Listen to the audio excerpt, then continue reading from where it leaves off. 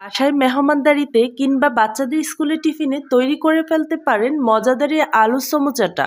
পুরে ভরপুর, দারুণ মজা খেতে আলুর সমুচা।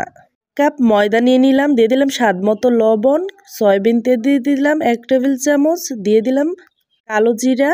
এবার অল্প অল্প করে পানি দিয়ে একটা ডো তৈরি করে নিব।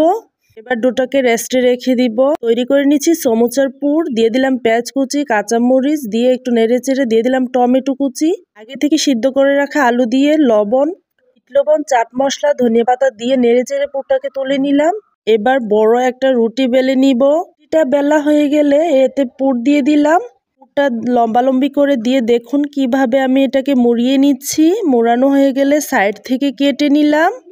ছুরি দিয়ে দেখুন কিভাবে কেটে নিচ্ছি। এভাবে আমি সবগুলো সমোসাকে কেটে নিব। আর চুলায় একটি প্যান বসিয়ে তাতে পরিমাণ মতো তেল গরম করে একে একে সবগুলো সমোসাকে দিয়ে দিলাম। উল্টে পাল্টে ভেজে তুলে নিলেই তৈরি হয়ে যাবে মজাদার পুরে ভরপুর সমুচা।